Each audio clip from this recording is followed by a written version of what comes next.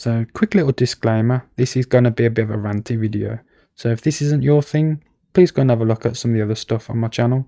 I've got some gaming videos, I've got a couple of unboxings and just general game pickups. So if you like that kind of thing, have a look at some of the stuff on there. If you like a little bit of a rant, let's go for it. So a few days ago, I was just setting out to go and have a little hunt for something that I've been looking for a while. And I thought to myself, you know what? I'm going to listen to a little bit of music. So I opened up my Spotify, and on the banner on the top of the app, it says that they're increasing the price from £18 to £20. And I was thinking to myself, that's a little bit ridiculous, isn't it? And I thought, you know what, I'm going to make a little video on this. But not talking just about Spotify, but the whole subscription fiasco that's been going on the past few months. You may have heard that earlier this year there was some news about the Ring doorbell subscription going up from £3.49 to a ridiculous £4.99 a month. And for what extra you get, which as far as I know is absolutely nothing, it makes you think what the actual reason for the sharp increase in cost is. Is it for like extra data centers, or is it for the servers, or is it for the staff? For whatever the actual reason is, I can understand that things have to go up in price, as inflation is a thing, and I believe that subscriptions should also fall under the umbrella of things that should go up in price along with inflation, but solely at the price of inflation and not by whatever percent these companies want to increase it to. It's not fair on the loyal customers that are giving you guys their money every month for a service that isn't exactly unique. Side rant about this coined term cost of living. I find it absolutely stupid. Since when was there not a cost of living? If we time travelled back to when the dinosaurs existed, it's not like they didn't have to work to survive. It's not like they didn't have to eat. They didn't have to hunt. They did have a cost to live. And if they didn't become the hunter, they would have been the hunted. It's always been like that. Nothing has ever truly been free. Everything has a cost in one form or another. We can't say 10 years ago, when the term cost of living wasn't ever mentioned, everything that we needed to live for, was free. It wasn't. Anyway, let me get back to this unique subscriptions that I was talking about. There are some subscriptions that are unique, and they deliver on being the only company to offer this certain service, and I'm subscribed to one of them, which is the WWE Network.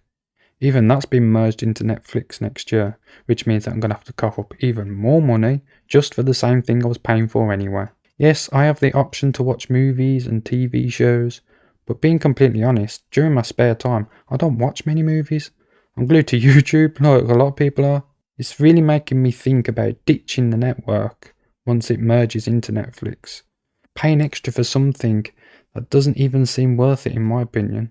If they made a separate subscription just for the wrestling, just like it already is, then maybe I would. But in reality, that's not something that they'll do, and it won't really make much sense anyway. So doing a little bit of research into this topic, according to Ofcom, the average person in the UK is spending close to £500 a year on subscriptions alone. I worked out that I spend actually more than that, at around £870 a year. Seeing that is actually pretty scary. And once you see it like that, as a yearly amount, it really does make you think about what you're actually paying for, and if you're actually getting your money's worth. What frustrates me is because I've kind of merged myself into an ecosystem of the subscriptions that I'm paying for, it's a pain in the ass to get out of them, as you rely on the services that they offer to you.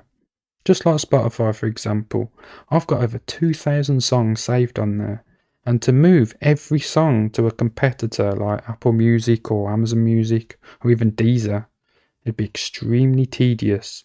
And I know that there's going to be like missing songs on each one and all that stuff. It would be a right joke. And that's where they get you. They trap you in to only using their services, because they know that once you're so invested into it, you're going to find it very difficult to transfer everything that you've accumulated during your time with them. The same goes for a company like HelloFresh. And while I've never used them, I can see what would happen if you was a long time user and you moved to a competitor who was like a little bit cheaper. You'd find the ingredients to either be lesser quality, or the cooking instructions not to be as clear, or the packaging not as secure. Going out of the norm for a saving does worry a lot of people.